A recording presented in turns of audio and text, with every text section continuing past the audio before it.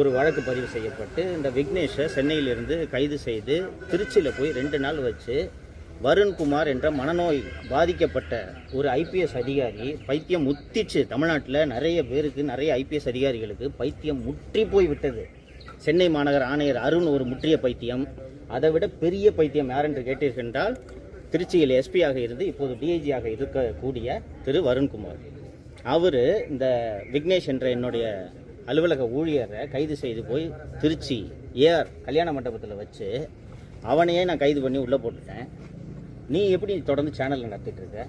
நீ எப்படி இந்த மாதம் சம்பளம் ஸ்டாஃபுக்கெல்லாம் போட்ட? உனக்கு நல்லா இருக்கணும்னு ஆசை இல்லையா? வெளியில் வந்து அவன் உன்னை வேலைக்கு கூப்பிட்டான்னா நீ வேலைக்கு போகக்கூடாது. அவன் கூட பழகிட்டு இருக்கிற அத்தனை பேர்கிட்டையும் சொல்லிவிட்டு, யாராவது அவன் கூட போய் திருப்பி பேசுனாங்கன்னா அவங்க யாரையும் நான் நிம்மதியாக விடமாட்டேன், உன்னையும் குண்டர் சட்டத்தில் அடைத்து விடுவேன் என்று இரவு முழுக்க திரு விக்னேஷ் அவர்களை திருச்சியில் வைத்து சித்திரவதை செய்த பின்னர் மறுநாள் காலை 10 மணிக்கு கரூர் காவல் நிலையத்தில் என்னுடைய ஊழியர் விக்னேஷ் அவர்கள் ஒப்படைக்கப்பட்டு நீதிமன்ற நடுவர் முன்பு நேர்நிறுத்தப்பட்டு அவர் சிறையில் அடைக்கப்படுகிறார். இந்த வழக்கில் கிட்டத்தட்ட 10 நாட்கள் கழித்து என்னுடைய தூண்டுதலில் விக்னேஷ் இந்த பிரியாணி கடைக்காரரை மிரட்டியதாக, விக்னேஷ் ஒப்புதல் வாக்குமூலம் கொடுத்ததாக என்னை இந்த வழக்கில் 2வது குற்றவாளியாக சேர்த்து என்ன கரூர் டவுன் போலீஸ் ஸ்டேஷனில் கடந்த ஆண்டு ஜூலை மாதம் என்று நான் நினைக்கிறேன் 5 நாட்கள் இந்த நீதித்துறை நடுவர் அவர்கள் 5 நாட்கள் என்னை போலீஸ் கஸ்டடி கொடுக்குறாரு.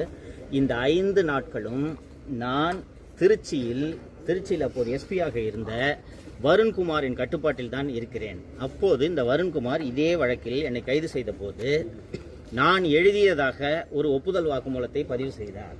அந்த ஒப்புதல் வாக்குமூலத்தில் இந்த வழக்குக்கு சம்பந்தம் இல்லாமல் நான் பணியாற்றிய ஐபிஎஸ் அதிகாரிகளை பற்றி தமிழகத்தில் இருக்கக்கூடிய மிக மூத்த பத்திரிகையாளர்களை எல்லாம் எனக்கு தெரியும், அவர்கள் தான் என்னிடம் இந்த தகவலை கொடுப்பார்கள் என்று இந்த வருணுக்கு யார் யாரெல்லாம் பத்திரிகையாளர்களை பிடிக்காதோ அவங்க பேரெல்லாம் கன்ஃபெஷன் எழுதி, அந்த கன்ஃபெஷன் இன்னும் நீதிமன்ற ஆவணங்களில் இருக்கிறது. ஸோ அந்த வழக்கில் இப்போ இந்த கரூர் டவுன் இன்ஸ்பெக்டர் இந்த தாவேக நிர்வாகிகள் மேலெல்லாம் பொய் வழக்கு போட்டார்ல, அந்த மணிவண்ணன் இந்த வழக்கில் பிரியாணி கடைக்காரரை நானும் எனது அலுவலக ஊழியரும் மிரட்டியது உண்மை என்று குற்றப்பத்திரிகை தாக்கல் செய்திருக்கிறார்கள்.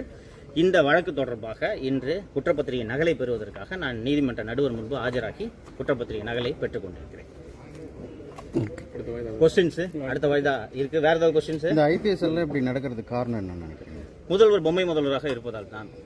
முதல்வர் மீது தப்பு செய்தால் நடவடிக்கை எடுப்போம் என்ற அச்சம் ஐபிஎஸ் அதிகாரிகளுக்கு இருந்தால் இது போல தான் தோன்றித்தனமாக செயல்பட மாட்டார்கள்.